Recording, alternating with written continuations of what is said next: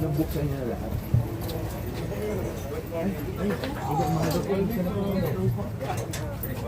Oo.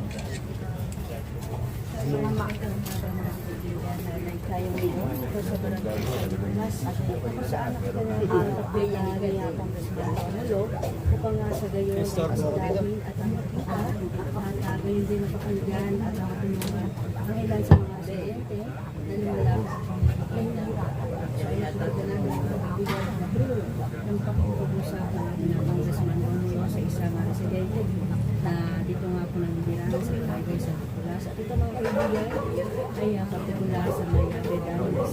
Hindi na confirm.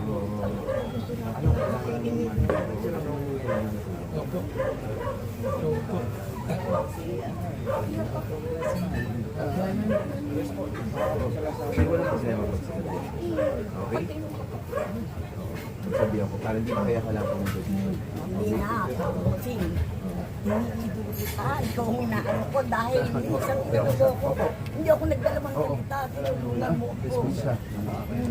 Wala pa po siya pa sa inyo to. Oh, lugar ko, nagkakamag-anak po kami. Sige, ingat. Ito pa, yung kamag-anak din naman. Morning po. Pasensya na po sa abala. Project na ni Mayor Vico. Gusto lang niya masingit yung Manila. Pasensya na po. Morning po. Morning.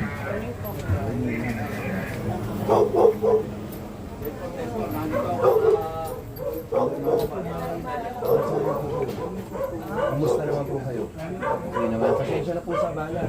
Nalipid lang po ng engineering. Ingat po ah. Morning po. Malakas pa ng konti. Malakas pa. Ano yun lang po ah. Sinipid na ng engineering nila. Ingat po kayo ah. Ingat ulo. Ano po yan yung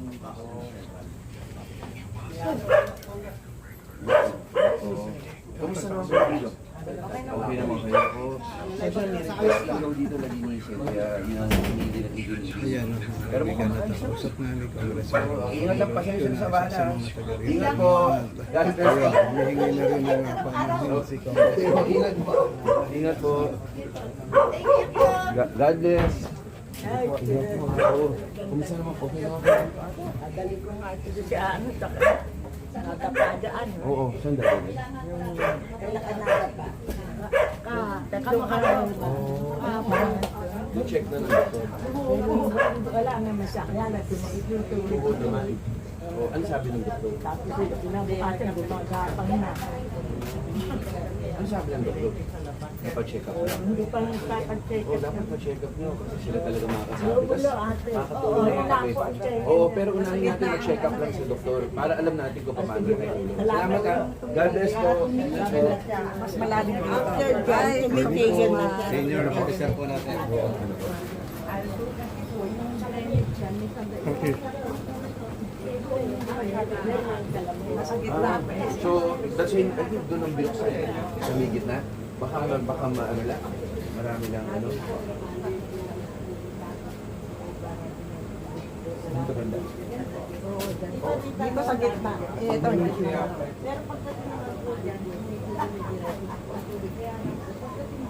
So, dito ang problema.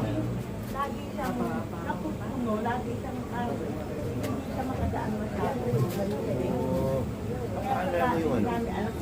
Ito, sa ano natin. Bubuksan naman po natin. Bubuksan namin ng civil engineering. Makita lang nila kung ano yung ano. Pero hindi dahil sa ano, hindi clog. Hindi maraming basura, hindi gano'n. Yun lang ano nila. Yung tubig raw dito nagpa-flow dito. Pero dito, tumitigil raw dito. Sa gitna. Ano natin? Sa gitna po Pabatakan ang po tigil. natin. Oo. Baka mami yung ano, Long Clive. Oo, yung, saka yung leveling niya. Ano po yung ano yan, ma'am? Private pa ho itong lugar. Kaso hindi natin magagawa ho. Private to. At sila madonate sa gobyerno. Hanggang linis lang po tayo.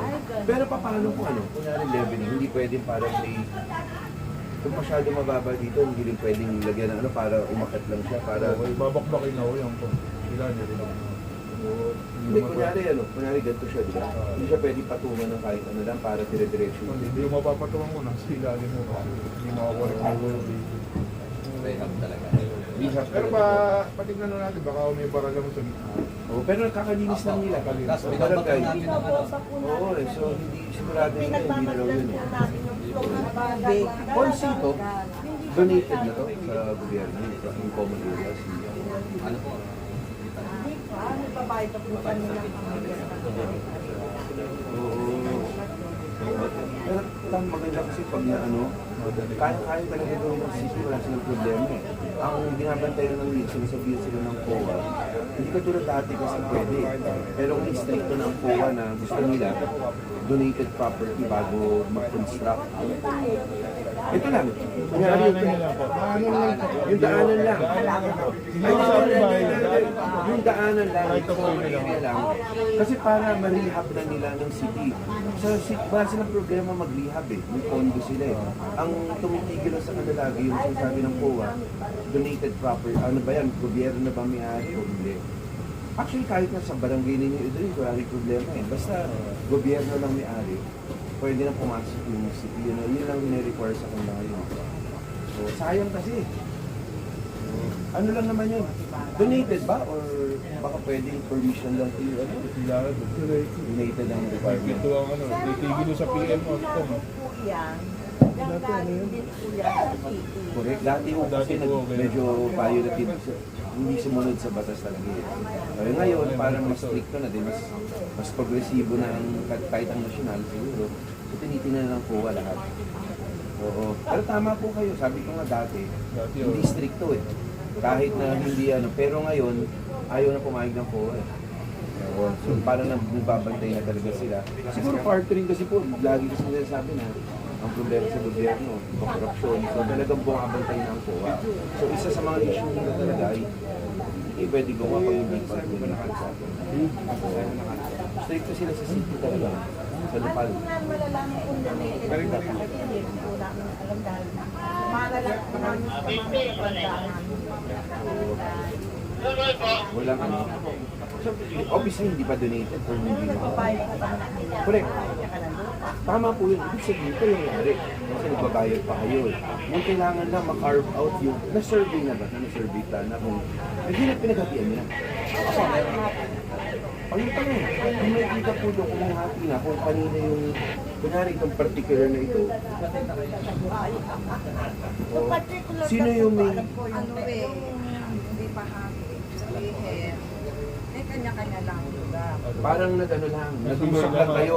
Oh, dito ka. Pero yung titulo niya, isa pa rin. Isa pa rin Yun yung issue, yung isang titulo pa rin. Kailangan lang positive. Ang alam ko pag nagpa-survey kasi, malalaman nila ngayon eksakto kung ano yung common area. Ano yung common area kasi syempre yung lugar niyo, hindi naman dadonate yan eh. Hindi nyo talaga yan. Diba? Yung right of way lang eh. Kasi katulad yung nakatira dito, kung nahati-hati nila to, hindi naman talaga pwedeng isa na to. Kasi kailangan may labasan siya sa ilalim ng batas, di ba? Yun yung right of way. Yung right of way na yun, kailangan, ang gusto ng ma-donate sa gobyerno. Pag na-donate yun, pwede nang gumalaw yung, pwede na magbuhos ng pondo doon. So, pasensya na dito, talagang ano lang, nag-iba na ng... At least alam po lang may namin. Oo, sino ang presidente niyo dito? Wala po. Wala po kami presidente. Sino pwedeng makausap? Ikaw na po, ito ang aming Siguro kahit ma-set ka namin sa rule na namin number sa legal ng city para yung step by step malaman ninyo paano. Kasi kung hindi ninyo, kung mangyayari pag alis namin dito, wala rin mangyayari. Maganda ma-step by step ninyo, malaman nyo sa legal, ano yung requirements sa kanila. Para alam nyo kung ano yung pwede nyo gawin. Mapag-usapan nyo muna dito. Ma-set na kahit next week, okay lang. Set na lang natin next week. Nakakatiwala nila po Okay, sumama rin kahit. Sama rin kayo, ma'am. Oo, wala namang problema eh. Kung sama na, para ano lang, mapag-usapan, para alam niyo yung step by step na requirement. Maganda rin alam niyo na eh. Kasi di niyo naman makipirmahan agad yun. Kasi mag-uusap pa kayo lahat dito. Dahil nakatira eh. Wala, ma-explain nyo rin. And then pagkatapos nun, pero ngayon, titingnan nyo naman Lilinisin kung. lang. Pero linis kasi ginawa na nila. Wala na rin reflect yung linis. Baka may bara lang sa gitna. Tingnan natin po. Na ano nyo rin ang hatak nyo? Pati hatak? Hanggang doon sa Uploading po na tubig. Makikita niyo naman po, medyo dry po ang banda rito. Oo, so hindi lang nagpo-flow eh. Pero again, makuha lang namin. Para ano, may options kayo. Di ba? Yun lang naman eh. Options lang naman. Sige po, silipin namin iba. Pasensya na po ah. Oo, nadalaw niyo po kami. Last na to. Ay, sa kabila. Malit.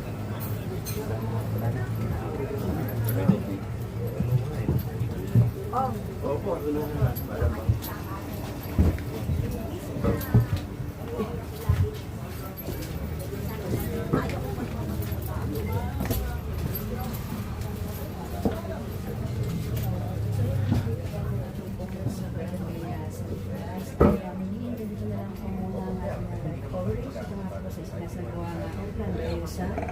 sa Medina Compound, Barangay San Nicolas. Alright, ingat ah. Sige, kita.